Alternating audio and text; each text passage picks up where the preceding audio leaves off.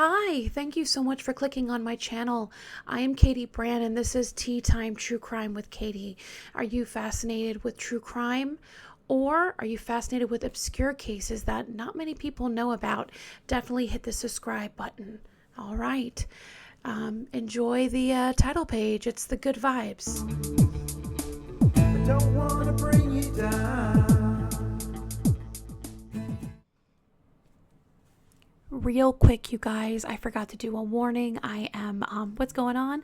This is editing Catie, and I cuss a lot in this podcast. So viewer discretion is advised. I'm going to be talking about graphic details.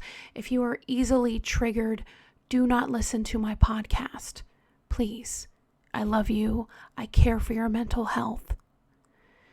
Now, if you can take some of the harsh words that are just horrific, then keep on listening, keep on watching.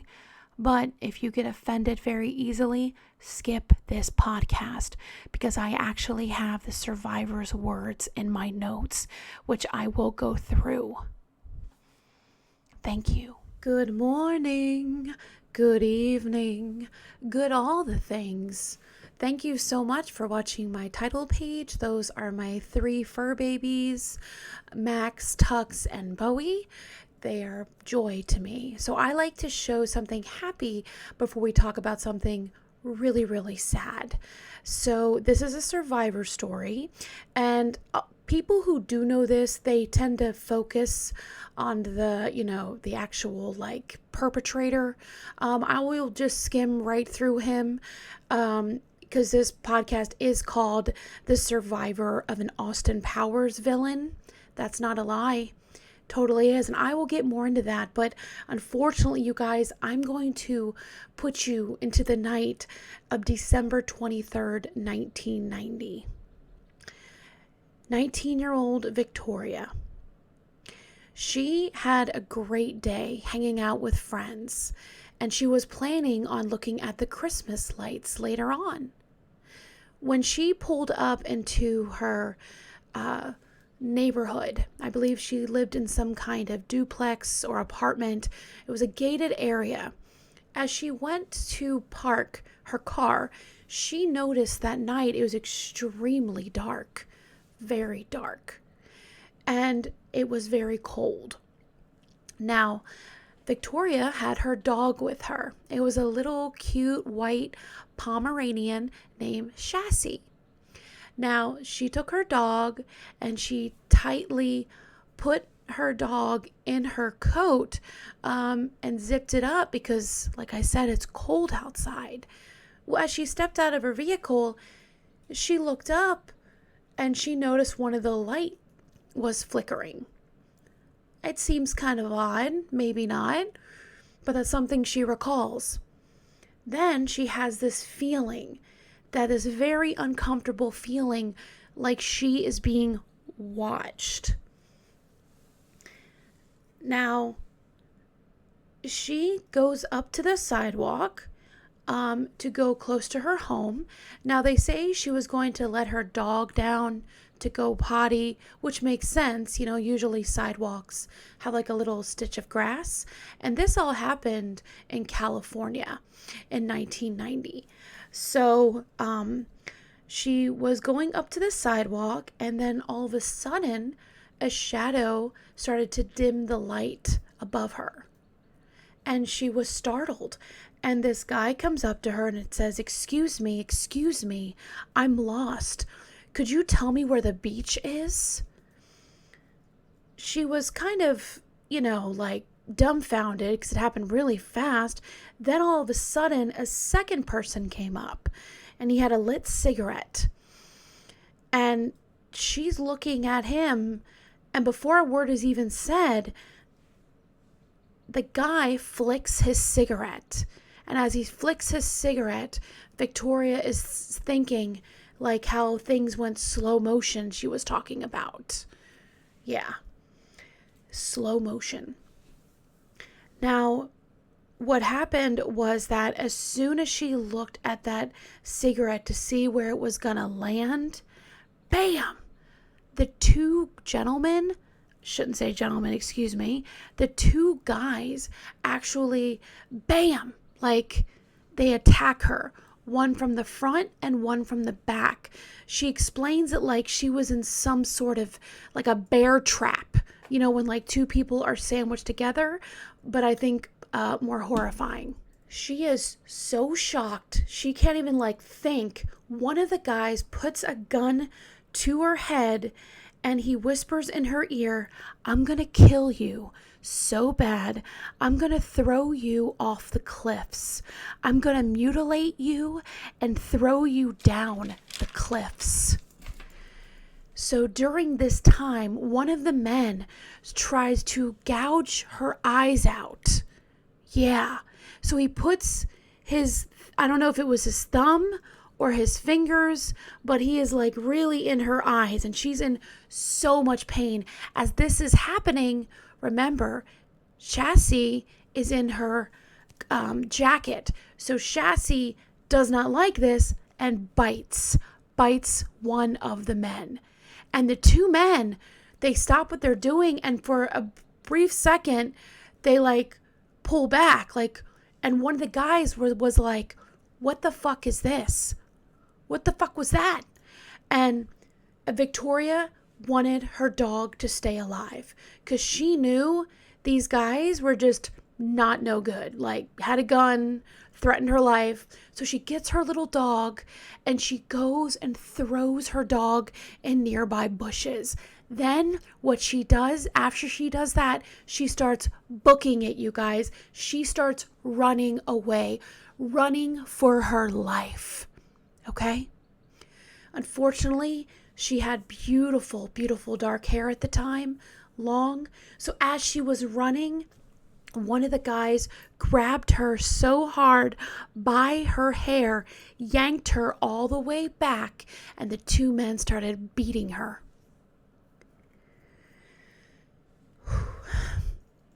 So one guy shoved a gun so far, she didn't even say she said slammed a gun in her mouth. And then what he does is at the same time, he takes part of her hair and wraps it around his wrists and pulls. And she is terrified. She does not want to die. Then he signals his friend who was there, the other assailant, like, "Look." So she looks at what the other guy is doing, and he has a gun pointed to the nearest window. So the main guy, sorry guys, if you don't know, I don't like to talk about nationalities because I believe we all are one. We all are beautiful, you know. But I have to say that the main instigator in this is a very mean Asian man. And then the other assailant is a Hispanic man. Now, the mean Asian guy, okay, he goes and says, "The first one that hears you, they're going to get their head blown up and you're going to watch. So it's your choice." Then he starts asking her, "Where are the nearest cliffs? Where are the," and she is just like, "What is that?" And then they hit her so hard. The Asian one was the cruel one. She says he was the one that called the shots. He was very sadistic. They knock her out. So I don't know if it's not the Hispanic guy, because he seems to like, you know, do horrible things later. I'll get into that. I'm sorry. Okay. So basically, she is hit in the head. She is knocked out. And by the time she comes to, she is thrown in the back of a vehicle. When she comes to in the vehicle, she realizes that she is going to survive. She is going to do everything in her power to survive what is going to happen to her. So she says, "There are no cliffs. I don't know where there are any cliffs." The men ended up pulling over, and then the Asian guy said, "Bitch, take your clothes off." He showed her the gun again, and showing that it was actually loaded. And what is more terrifying was this gun had a silencer on it. So she knew if he would have killed her and shot with the silencer, nobody could hear it. And nobody would know who she would be. So in her mind, she talks about in her interview, I don't want to have a toe tag. Which means, if you don't know, I don't want to end up dead. I don't want to end up in a morgue. So she's thinking that in her head, I don't want a toe tag. I'm going to survive this. So as he's showing her the gun and it was loaded, she was terrified and she starts taking her clothes off. And this is in back of the vehicle. Now, she was looking around, trying to think of her escape, and the Asian man put a gun to her head, to her ear, and said, don't get any ideas, because I would have no problem splattering your brains in this car. And then after that happened, sadly, the Asian man proceeds to rape her the first time. And he says, I needed a beach girl for my Christmas present. Yeah, I know, it's sick, total sick. She is thinking, okay, like her surviving is just like, I need to survive. So she remembers that, she's trying to like humanize herself. That's what they say you're supposed to do. Just constantly try to be their friend, humanize themselves. So she's saying she has, you're going to take me back to my son, right? I have a baby. And she doesn't, okay? But what she does remember is her best friend sent her a picture of her newborn. So Victoria had that picture in her wallet and showed the guys, saying, this is my baby. And the Asian man was extremely rude, not that he's been kind at all during this horrific ordeal. And she's like, okay, so you're going to let me out so I can see my son? And he's like, bitch, you think I'm going to let you go after you identified me? And she said, you poked my eyeballs out with contacts in them. I can't see shit right now. It got really, really quiet. And she was thinking, oh my God, did they buy that? Did they buy it? Victoria, like I said, was trying to get some kind of sympathy by talking about her son. And yet, horribly, both men just took turns raping her. They also sodomized her as well. It continued for a long time. She says it felt like hours. She was hurting really bad. And she thought it was going to be over soon. She's like, okay, they got what they wanted. They're going to let me go, right? She was wrong. The Asian man, or the Asian one, whatever you want to say, he turned sadistic, you guys. He turned into like, if you thought he was disgusting and brutal and animalistic now, it got worse. So the guy thought it was cool to begin to rape her with a gun. It's one of his fantasies. He just thought it would be cool. So as he's violating her in the most horrific way with a gun, she is just thinking to herself, please, Lord, give me a second. Give me another second. Because the gun horribly made noise, and she thought that he was pulling the trigger, and she was absolutely terrified that he was going to pull the trigger because she knew the gun was loaded.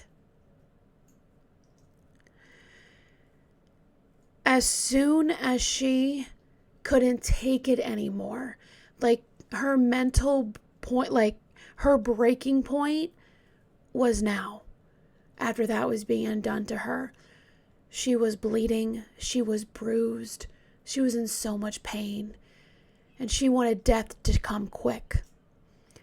But as soon as that happened, as soon as she thought he was going to pull the trigger, one guy rips open the door, grabs her by the hair, and she is naked, people, in December, okay? And he puts a gun to her head and makes her go on all fours. She is attacked more as well. Now, she's trying to put her head up. I don't know if she's just like in beyond pain, because the whole time he's like, bitch, keep your head down. And right when he pulls the trigger, okay, he puts a gun right to her head, and she's like, okay, this is it, I'm gonna die. The Hispanic guy grabs a jacket from the vehicle and throws it on top of Victoria.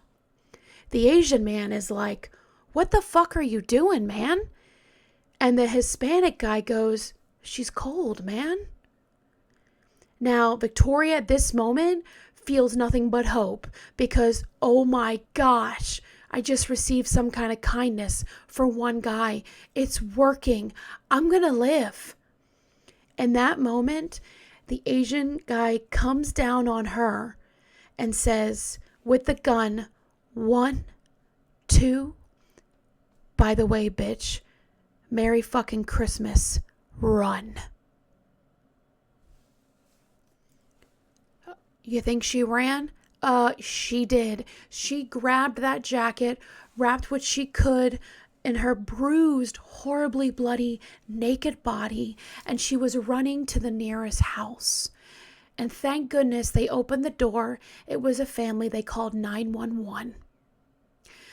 When the investigators and police officers picked Victoria up, before she even went to the hospital, because she clearly needed medical attention, she begged them to go back to the scene. She forgot something, and she really needed it. Police officers drove her back to her place, and she gets out of the vehicle, still in a jacket, and the police are wondering, what is she doing? You know, she definitely needs help. And she starts calling her dog's name. Chassis,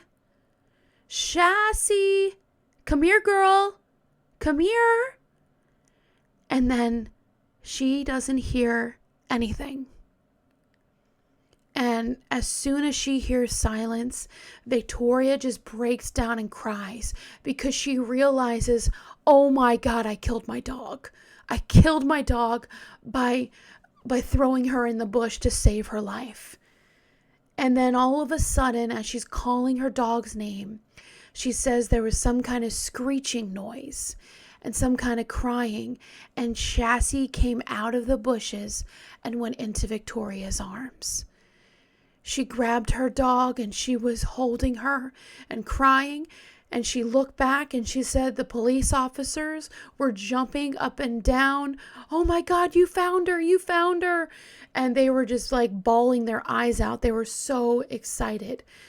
And, you know, Victoria said it was like it was perfect, just having her dog back. So I'm very happy that the dog survived. Amazing. So she actually did go to the doctors, and guys, the injuries are like torture. No, they were definitely horrific. She was taken to the hospital, and what the medical professionals were shocked was that she clearly was almost beaten to death. Yeah. Victoria was taken, like I said, to the hospital, you guys, and her injuries were like horrible, okay? She had red marks going across each of her eyes where the assailant's nails had gone in and cut the backs of her eyes. There was carved SOS on her rear end. Yeah. One of the bastards actually cut her and put the initials SOS. She had a semi-dislocated shoulder. She had a dislodged jaw. The majority of her teeth were extremely loose. She had a loss of hearing due from head trauma. She was in extreme pain. Like in the interview when they ask you, what is your pain? 1 to 10? She replied, 1,000. When her mother came to see her after the rape kit was performed and she was, told to go home, her mother could not take it. She physically and mentally could not take her daughter looking like that and how much pain her daughter was in. So Victoria has a sister, and they say her name is Veronica. Veronica was only 12 years old at the time. And she explains that it was when she grew up that day. It was the worst day of her life. Like I said, her mother could not help her, but, Victoria really wanted a shower after the ordeal. All right, we're going to take a tea break. This is a beautiful sunshine rainbow cup with a really cool lid. Never seen anything like that.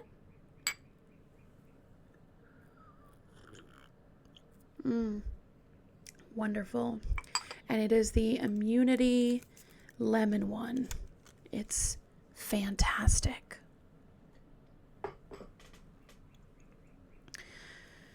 So the sister is helping her sister in the shower. And Veronica explains it like, have you ever seen a murder in a horror movie? Like how the person looked and how the bathtub looked? That's exactly how it looked when she was help cleaning her sister. Victoria was numb. She was in so much pain. She was beyond traumatized. But then all of a sudden, you guys, she feels something around her ankles. And it felt like, when you go into the beach and you feel like seaweed wrapping around, your ankles. This time, horrifically, it was hair. Yeah. Chunks of hair was falling out of her sister's head. Not only the bathtub was red with blood, but as she was trying to help wash her sister, she didn't realize that all her blood-soaked head was actually holding the hairs in place. So as soon as she went in the shower, half of her head of hair was gone. It was absolutely terrible, horrific. The detective on the scene couldn't believe the brutality, and they wanted to solve this case right away. They have DNA evidence, yes, but they don't have any license plates and they don't have any fingerprints. So you're talking to a very traumatized woman who went through hell and back, and she's supposed to make a composite sketch of these two guys. Now, they put it out to the media and there were no hits. And you guys, she didn't get justice until almost 20 years later. Actually, 18 years to be precise. Even though Victoria survived this ordeal, it did not stop. Victoria explains that she did not sleep for so long because knowing that these monsters were out there and they could do that to someone else, she couldn't even bear it. Every time she closed her eyes, she was in the car again. So when she's nodding off, she's immediately back in the car. And out of nowhere, she would just scream bloody murder, and her mom and her loved ones would just console her and be like, Victoria, it's okay, you're safe, it's all right. and they would double, triple check her locks, where she lived. Anything would set this poor woman off. I mean, someone breaking like their vehicle, you know, the phone ringing, just any like noise or something, or she saw someone walk past her window or something, she just lose it. Like Victoria lost her life. She did, you guys. It took, I believe, she said maybe 10 years to get back, because those two guys took away her 20s. She had to learn how to walk again. She had to learn how to hear and read and try to go into society. She struggled a long time. She was extremely traumatized. She was scared of everyone. She used to be a very smiling, happy rocker chick. Yeah, awesome rocker chick, but she was not smiling. Like her sister said that her sister that she knew before that night was gone. But Veronica is amazing. She always stuck by her sister's side. Victoria knew that if she didn't move out of the state, that, you know, she would never get better. But as soon as she moved out of the state, she actually made a call to an old friend, and the day he showed up, he never left. They ended up getting married, and she ended up having twins. And then while everything is kind of going back to normal, she has these beautiful, healthy children. She's starting to be happy again, you guys. She gets a phone call that she has been waiting for. Yep. She received a phone call by Detective Howell that actually said, "We got him." And that was the same detective on her case in 1990. So this Detective Howell wanted these bastards, so much that you're wondering, well, how the hell did the case go cold? Well, in 1990s, CODIS, the collection of DNA, was just starting. And unfortunately, if you don't, get in trouble again and have the DNA match, you could get away with it, which is absolutely terrifying.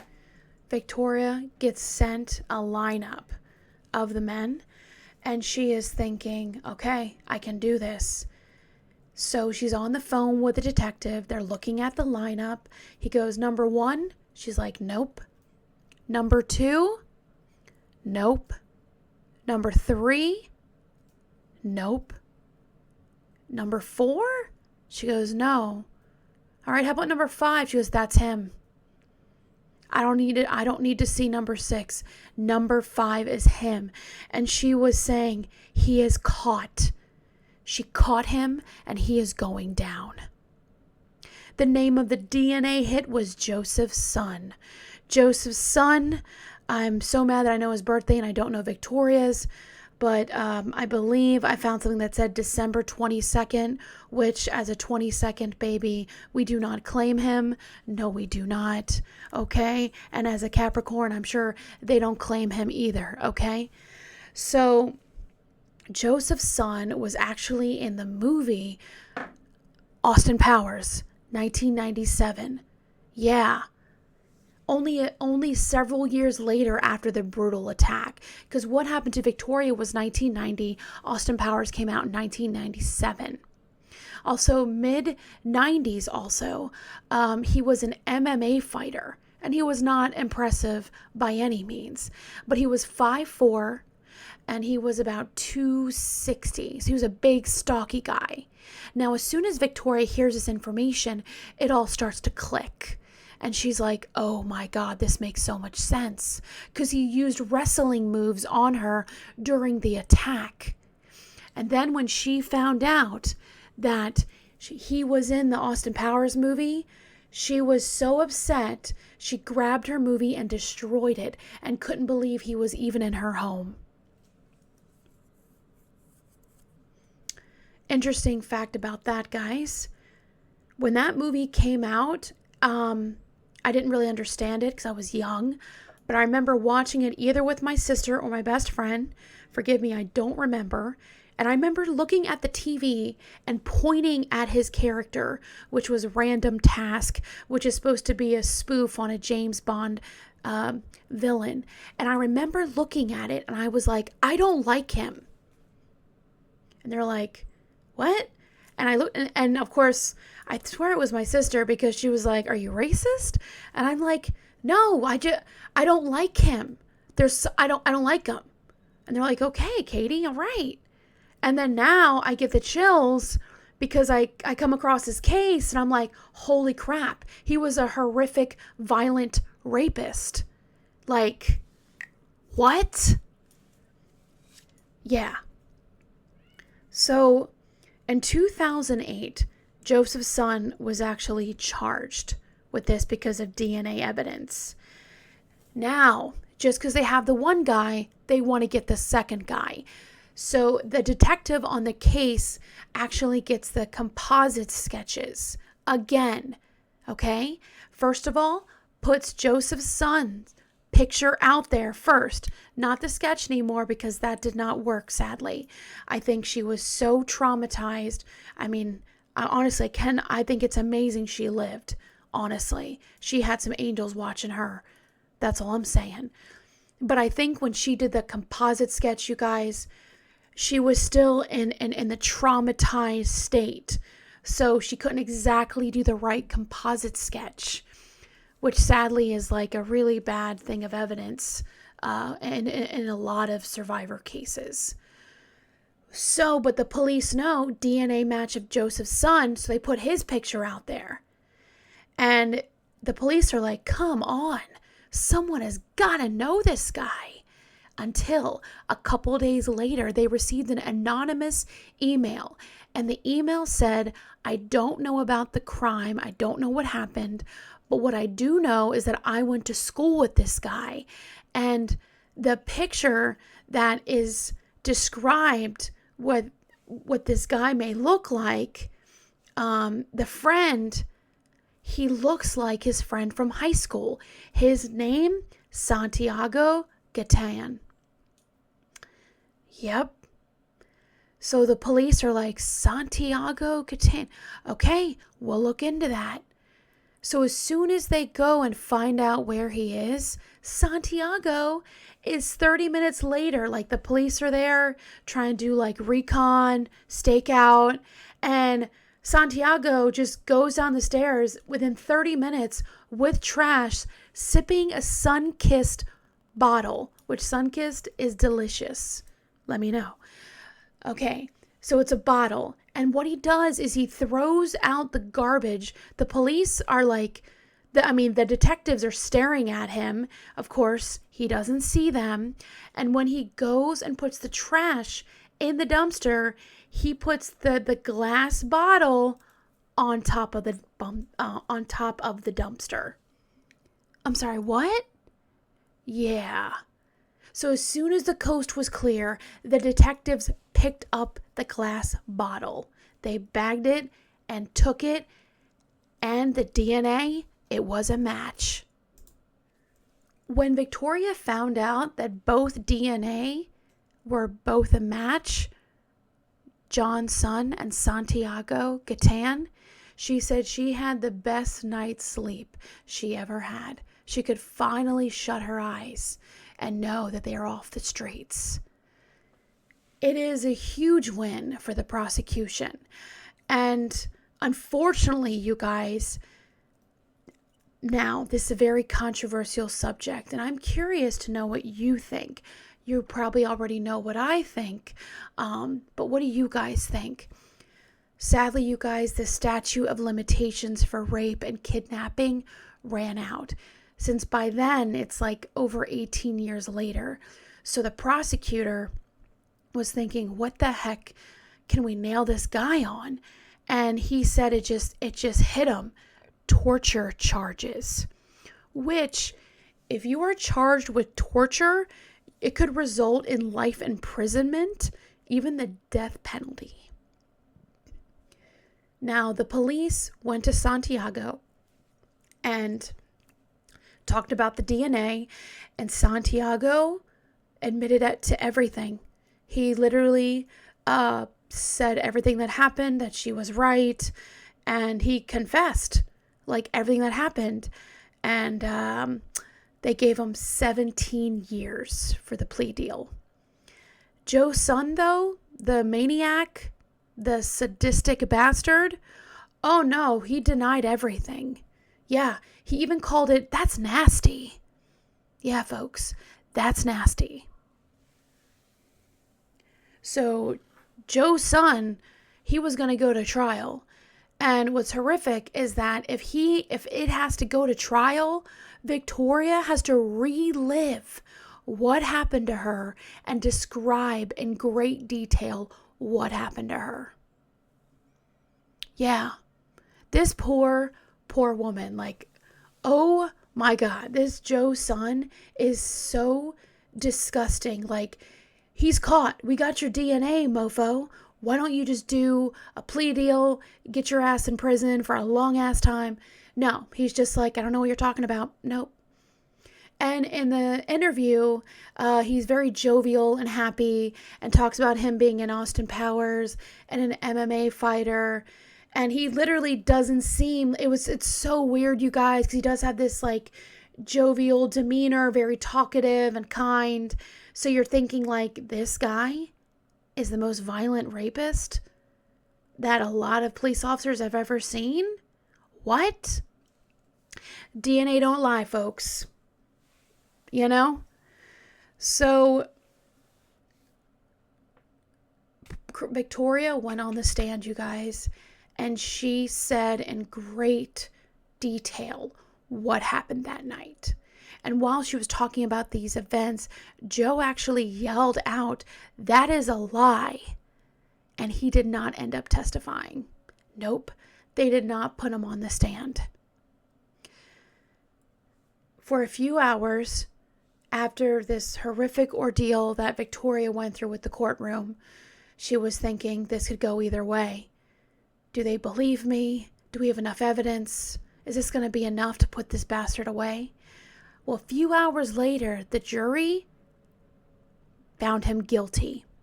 Guilty of torture, which that would be 7 years to life, perhaps. And she thought when they had the guilty plea, she said, quote unquote, "You son of a bitch. Now you're the one who has your hands behind your back. Have a little taste of my life and what you put me through." End quote. Like I said, he ended up receiving 7 years, but a month in prison, okay? He demands to be moved out of his cell.